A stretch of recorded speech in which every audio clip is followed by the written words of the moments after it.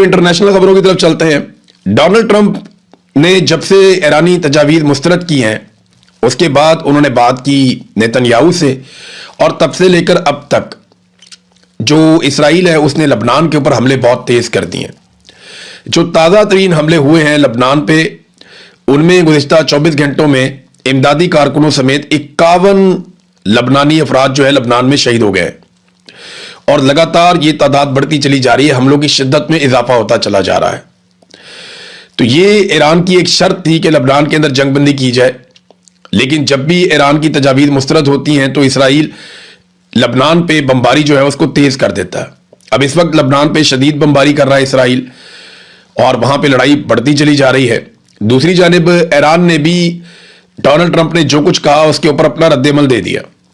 एक तो ईरान ने कहा जी हमें इससे कोई फर्क नहीं पड़ता, यानी ईरानी सरकारी मीडिया ने यह दावा किया कि ईरान के जवाब पर अमेरिकी सदर डोनाल्ड ट्रंप ने जो रद्देमल दिया उसकी कोई अहमियत नहीं है। ईरान में मंसूबे अमेरिकी सदर को खुश करने के लिए नहीं बनाए जाते। ट्रंप ईरान के जवाब से अगर खुश नहीं है तो यह ईरान के हक में बेहतर है। ईरानी सिक्योरिटी ज़राए का कहना है कि अमेरिकी तजावीज़ ट्रंप के हद से ज्यादा मुतालबों के आगे हथियार डालने के मुतरादिफ थी।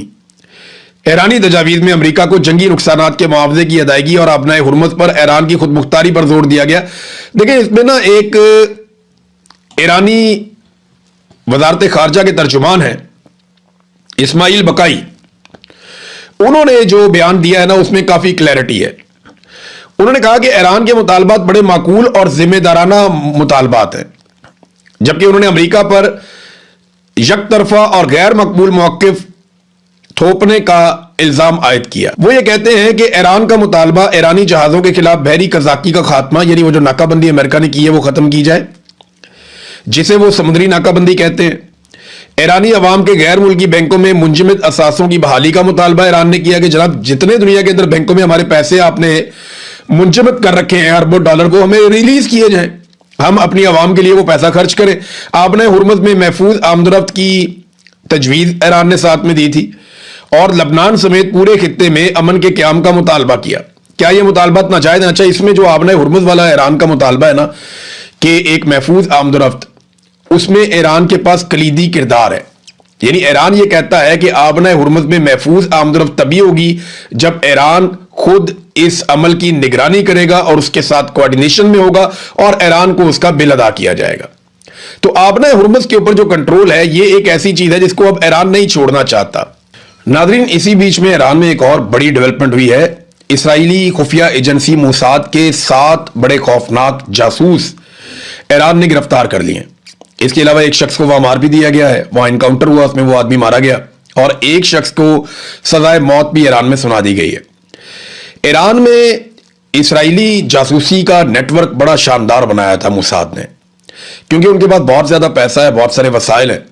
फिर वो दुनिया के अंदर फैसिलिटेट भी करते हैं ऐसे लोगों को, इनकी फैमिलीज को, और वो ऐसे कमजोर लोगों को ढूंढते रहते हैं मुख्तलिफ महकमों में, मुख्तलिफ जगह पे, जो काम कर सके इंटेलिजेंस के लिए। यानी खुफिया मालूमात मोसाद को ना सिर्फ फराहम करते हैं बल्कि वो बहुत सारे दीगर काम भी करते हैं। ईरान की वजारत इंटेलिजेंस ने ऐलान किया कि उसने 6 सूबों में कार्रवाइयों के दौरान 2 ऐसे सेल खत्म किए हैं जो इसराइली खुफिया इदारे मोसाद के लिए काम कर रहे थे। कार्रवाइयों के दौरान 7 अफराद गिरफ्तार किए गए, जबकि मुसल्लह झड़प में एक शख्स हलाक हो गया। मगरबी आज़रबाईजान में 4 अफराद पर मुश्तमिल एक सेल सूबे के मुख्तलिफ इलाकों और तेहरान में हसास मराकज़ और सरकारी इमारतों को निशाना बनाने के साथ साथ दारुल हुकूमत में एक कत्ल की तैयारी कर रहा था। फिर उन्होंने बताया कि कौन कौन सी जगह पे किस किस तरीके से उन्होंने एक एक बंदा गिरफ्तार किया, और उन्होंने बताया किस तरह के इनके पास से हथियार मिले, किस तरह का गोला बारूद मिला। फिर इनके पास से बहुत छोटे साइज के ड्रोन्स भी मिले जिन्हें ये जासूसी के लिए इस्तेमाल करते थे। फिर मवासलाती आलात इस तरह के मिले जिनसे ये राब्ते में रहते थे अपने हैंडलर्स के साथ, और बुलेट प्रूफ जैकेटें भी इनके साथ मिली, और बहुत सारी और चीजें। तो एक जासूसी का पूरा नेटवर्क है जो काम कर रहा है ईरान में, और अब ईरानी इंटेलिजेंस जो है वो एक एक करके इन जासूसों को पकड़ रही है। ये जासूस बहुत बड़ा असासा थे मोसाद के, क्योंकि इसराइली इंटेलिजेंस इतनी तगड़ी थी ईरान में जिसकी बुनियाद के ऊपर उन्होंने ना सिर्फ ईरानी साइंसदानों को कत्ल किया, उनकी लीडरशिप को कत्ल किया, छोटी छोटी मालूमात उन तक पहुंच जाती थी। नाज़रीन, एक डेवलपमेंट और है जो बहुत अजीब डेवलपमेंट है और अमेरिका के लिए बहुत परेशान कुन है।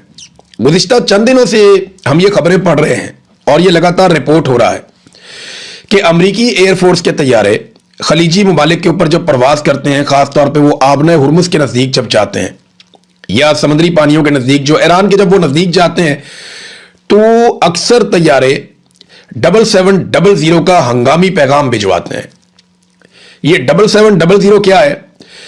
अमेरिकन एयरफोर्स के तैयारे जब मुश्किल में आ जाते हैं, जब उनको कोई जैमर्स पड़ जाते हैं या उनका कम्युनिकेशन का या दीगर सिस्टम पूरी तरह से काम नहीं कर रहा होता या उन्हें लगता है कोई खराबी हो गई है, तो वो 7700 का एक पैगाम फौरी तौर पे भिजवाते हैं।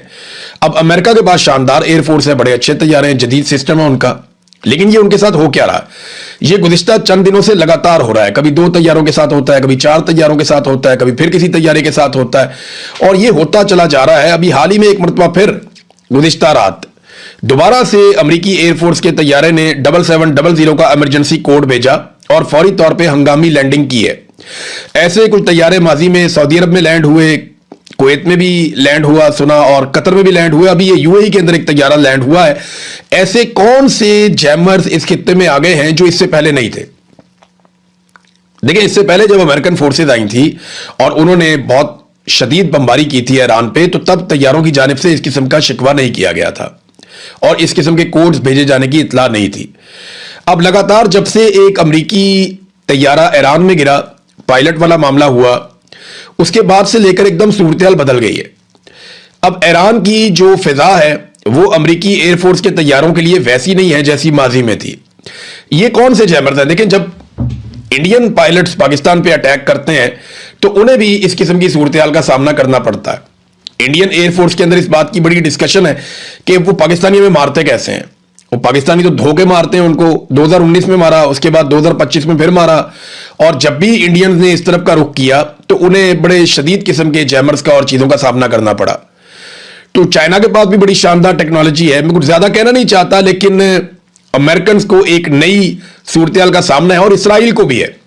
इसराइली जो आर्मी चीफ है, चीफ ऑफ स्टाफ अयाल ज़मीर, उसने ये स्टेटमेंट दिया है कि हमें फौरी तौर पे हजारों फौजियों की जरूरत पड़ेगी, क्योंकि जिस किस्म की लड़ाइयां इसराइल ने इस वक्त छेड़ दी हैं, इन लड़ाइयों में परफॉर्म करने के लिए और सरवाइव करने के लिए इसराइल को मजीद हजारों फौजियों की जरूरत है, और उन्होंने अपनी डिमांड डाल दी। और ये बात एक दफा नहीं, कई मरतबा इसराइली चीफ ऑफ स्टाफ ने की है कि मुझे मजीद फौजी चाहिए, वरना सिस्टम कोलैप्स हो सकता है। नाज़रीन, फजलुर रहमान साहब को मैं नॉर्मली अपने वीलॉग के आखिर में बताता होता हूं, लेकिन उन्होंने एक स्टेटमेंट ऐसा दे दिया तकरीर करते हुए, उसमें 3 चीजें बड़ी अहम है और मैं आपके सामने रखना चाहता हूं, और ये इंकशाफात आप समझ लें। एक तो फजलुर रहमान ने कहा कि बलूचिस्तान में बगावत पहले बलोच इलाकों तक महदूद थी और अब पश्तून इलाके भी खून से नहला दिए गए, और इसके लिए उन्होंने जिम्मेदार करार दिया पाकिस्तान की मिलिट्री एस्टेब्लिशमेंट को। उन्होंने कहा कि अब वहां से 50 लाशें आ रही हैं जो पश्तून इलाके हैं और वहां पे बगावत पहुंच गई है। कोई रियासती रिट बाकी नहीं है, बच्चे स्कूल नहीं जा सकते, मगरिब के बाद पुलिस बाहर नहीं निकल सकती। ये हालात बलूचिस्तान में और खैबर पख्तूनख्वा में दोनों जगहों पे हैं, लेकिन बलूचिस्तान का तो बेड़े ही गर्क हो गया। फजलुर रहमान साहब ने दूसरा इंकिशाफ किया कि हमें कहा जा रहा है कि हम लश्कर बनाकर निकलें, हथियार उठाकर निकलें। उन्होंने कहा जी, हमने तो इनकार कर दिया कि हम हथियार उठाकर नहीं निकलेंगे, आप हमें लड़वा देंगे, फिर आप बीच में से निकल जाते हैं। और वो ये कहते हैं कि आप यहां पे हमें कत्लो गारत गिरी की तरफ धकेल रहे हैं, हमने कोई लश्कर नहीं बनाना, हमें कोई किसी किस्म की लड़ाई के अंदर आप ना धकेलें। फिर आप हमारे ऊपर एहसान चढ़ाते हैं कि आपके लोग शहीद हो रहे हैं, खून बह रहा है। भई आप इसके लिए पेटी बांधते हैं, तनख्वाह लेते हैं, हम आपको अपने खून पसीने की कमाई से टैक्स देते हैं और उसमें से आप तनख्वाह लेते हैं, तो आपको जिस काम के लिए तनख्वाह दी जाती है आप वो काम करें, अपने खून का एहसान हमारे ऊपर मत डालो। ये फजलुर रहमान साहब ने कहा क्लियर अल्फाज में। ये बात अगर कोई पाकिस्तान तहरीक इंसाफ का आदमी कहता तो उसको इंडिया का एजेंट करार दे दिया जाता, लेकिन फजलुर रहमान साहब को इतनी तो छूट है।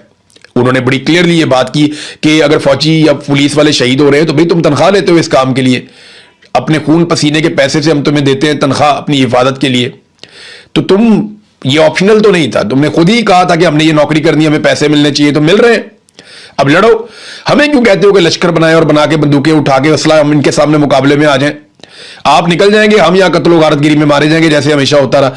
तो फजलुर रहमान साहब ने ये बात की। और तीसरी बात जो फजलुर रहमान साहब ने की, उन्होंने कहा जी अगर इलेक्शन लड़ना है ना तो वर्दी उतारो और आ जाओ मैदान में, पता चल जाएगा कि आपको कितने लोग वोट देते हैं और कितने लोग आपको मुंतखब करते हैं।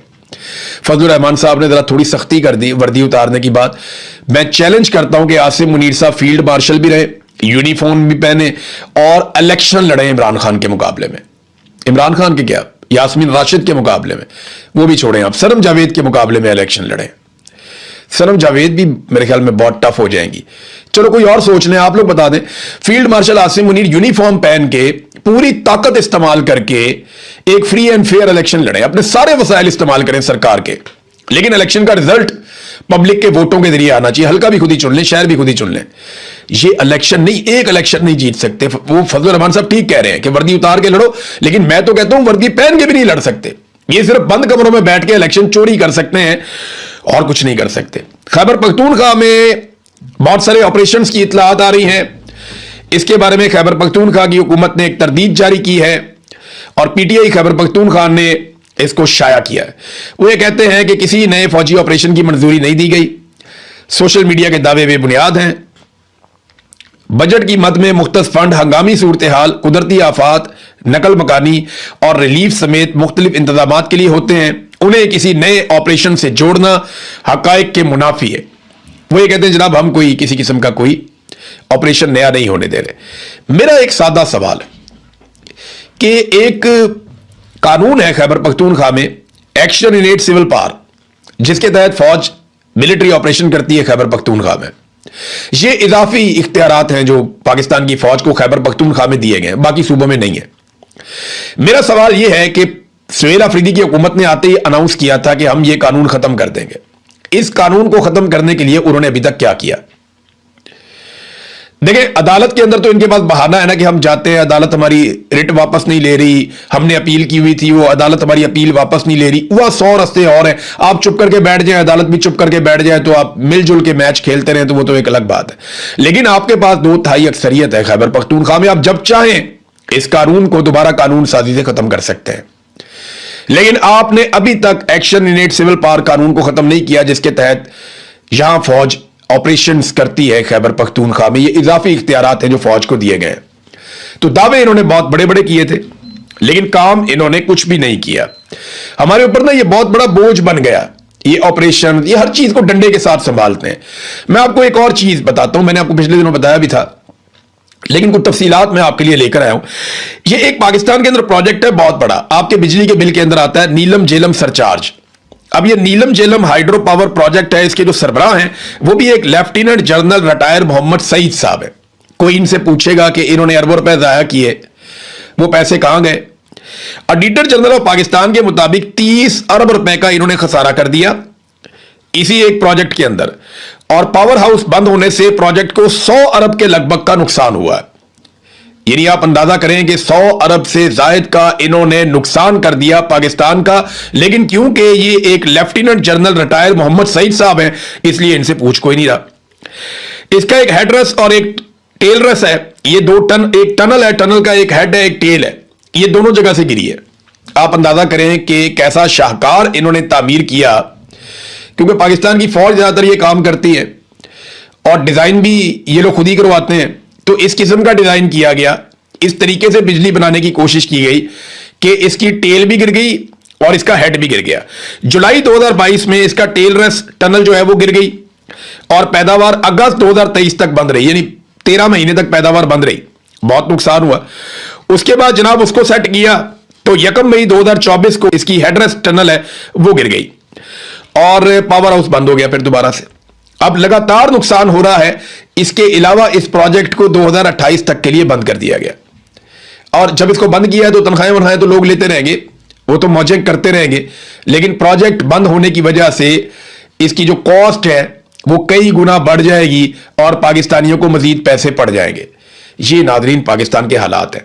हमारे पानियों पे इंडिया डैम बनाता जा रहा है, बिजली बनाता जा रहा है, किसानों को उसने मुफ्त बिजली देना शुरू कर दी है। वो कई सूबों के अंदर वो छोटे इस्तेमाल करने वाले लोगों को, सारिफीन को मुफ्त बिजली दे रहा है इंडिया। वो तरक्की करता जा रहा है, आगे बढ़ता जा रहा है हमारे पानी के बलबूते के ऊपर। और हम क्या कर रहे हैं? हम अपने ही पानी से बनने वाले मंसूबे रोक रहे हैं, बंद कर रहे हैं। وہ اس لیے کہ ہم نے آئی پی پی اس کو اضافی پیمنٹس جسے آپ کہتے ہیں کیپیسٹی پیمنٹس وہ ہم نے آئی پی پی اس کو دینی ہے تاکہ آئی پی پی اس کا پیٹ بھرے اور کمیشن بڑے بڑے طاقتور لوگوں کے جو ملٹری اسٹیبلشمنٹ میں اور جو پاکستان کے اندر پولیٹیکل ایلیٹ ہے ان کی جیب میں جا سکے. وہ پیسہ بنانے پہ دڑا دڑ لگے ہوئے ہیں. انڈیا اپنی عوام کا سوچ رہا ہے اور ہمارے لوگ کس کا سوچ رہے ہیں؟ اپنا اور اپنی نسلوں کو اور اپنی جیبیں بھرنے کا سوچ رہے ہیں. ایک سٹیٹمنٹ میں آپ کو دکھاتا ہوں. یہ ڈھیٹ کتنے ہیں لوگ آپ یہ دیکھیں. یہ سعید مہدی صاحب ہے, نواز شریف صاحب کے بڑے قریبی دوست ہیں, بہت بڑے بیوروکریٹ ہیں. ان کا ایک انٹرویو کیا جناب اعزاز سید صاحب نے. انہوں نے سوال پوچھ لیا کہ جناب آپ کا داماد سکندر سلطان راجہ ان کا داماد ہے جو چیف الیکشن کمشنر ہے جس نے پورے پاکستان کا الیکشن چوری کیا, اور آپ کا بیٹا فیڈرل سیکرٹری ہے, آپ کی بیٹی جو ہے وہ بھی ایک بڑی زبردست جگہ کے اوپر بیوروکریٹ ہے. بیٹی کو تو موجیں ہی لگی ہوئی ہیں جو سکندر سلطان راجہ کی بیوی ہے.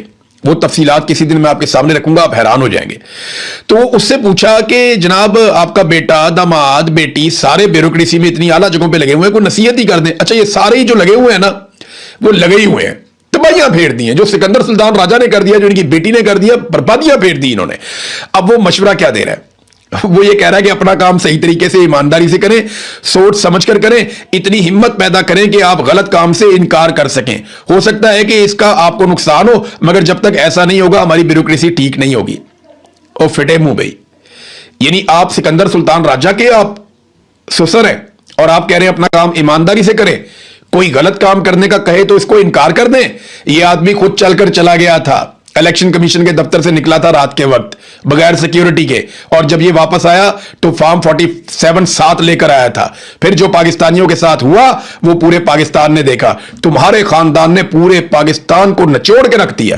پورے پاکستان کا آج تک کا سب سے بڑی ڈکیتی تمہارے خاندان نے ماری, اور تم یہاں بیٹھ کے بھاشن دے رہے ہو قوم کو. یہی طریقہ کار ہے پاکستان میں. یہ بھاشن دیتے ہیں باہر نکل کے, جناب یہ کرو یہ کرو یہ کرو, دوسروں کو نصیحت کرتے ہیں اور خود اندر سے داؤ لگاتے ہیں. اسی وجہ سے آگے نہیں. ان کی شکلیں پہچانے, پاکستانیوں کو چاہیے ان کو پہچانے اور ان کو ان کی اوقات بتائیں. یہ 28ویں آئینی ترمیم آ رہی ہے. بلاول نے جس بروٹ میجورٹی کا لفظ استعمال کیا تھا نا, میں حیران ہو گیا تھا کہ بے نظیر بھٹو کی روح قبر کے اندر تڑپ گئی ہوگی جو بلاول نے کیا تھا. ڈنڈے والی جمہوریت اور بروٹ میجورٹی, یہ بلاول نے الفاظ استعمال کیے تھے. جس بروٹ میجورٹی کے ساتھ, ظالمانہ میجورٹی کے ساتھ, طاقت کے استعمال کے ساتھ بلاول نے آئینی ترمیم پاس کروائی تھی 26ویں اور 27ویں, آج وہی بلاول پھنسا ہوا ہے. پیپلز پارٹی کو سندھ میں رگڑا لگایا جا رہا ہے, نیب کے ذریعے سے چرے تیز کر دیے گئے ہیں. یہ بھی کرپشن پکڑ لیں گے, وہ بھی کرپشن پکڑ لیں گے, ان کو بار بار دھمکایا جا رہا. اس میں ایک بڑی زبردست سہیل رشید صاحب نے خبر دی ہے, اور یہ اس میں 4-5 خبریں ایک ساتھ ہیں ان کی ایک ہی خبر میں, کہ کس طریقے سے اب سندھ کے اندر بند فائلیں کھولی جا رہی ہیں, کس طریقے سے نیب کو دوبارہ متحرک کیا جا رہا ہے, کس طریقے سے پیپلز پارٹی اور ان کے لوگوں کے ارد گرد شکنجہ کسا جا رہا ہے. تو یاد رکھیے گا کہ بلاول کو اور آصف زرداری کو 28ویں آئینی ترمیم بھی اچھے بچوں کی طرح پاس کروانی پڑے گی, چاہے وہ یہ مانے یا نہ مانے, کیونکہ بروٹ میجورٹی, یہ بلاول نے خود کہا تھا تو ذرا اس کا مزہ بھی یہ چکھیں گے. انہیں وہ سارا کچھ کرنا پڑے گا جو جمہوریت کی نفی ہے, انہیں وہ سب کچھ کرنا پڑے گا جس سے پاکستان میں سیاستدان کمزور ہوں گے اور پاکستان کی ملٹری اسٹیبلشمنٹ مزید مضبوط ہوگی. اب کچھ لوگ یہ باتیں کرتے ہیں کہ فیلڈ مارشل عاصم منیر صدر پاکستان بن جائے گا, اور وہ کوشش کر رہے ہیں کہ آئینی ترمیم کر کے صدر پاکستان بن جائے. کچھ بھی بن جائے, یہ ملک نہیں چلنا. صدر پاکستان بن جائیں, وزیر اعظم بن جائے, آرمی چیف کے اوپر بھی کوئی عہدے لے لے, وہ بھی بن جائے, کچھ بھی بن جائیں, خدا نہیں بن سکتے, رب نہیں بن سکتے. یہ نظام نہیں چل سکتا. آپ الٹے لٹک جائیں. آپ کو عمران خان سے معافی مانگنی پڑے گی, آپ کو عمران خان کے ساتھ جا کر بیٹھ کے بات کرنی پڑے گی, کوئی رستہ آپ کو نکالنا پڑے گا. یہ نظام نہیں چلے گا. پاکستانی بگڑ گئے, پاکستانی نہیں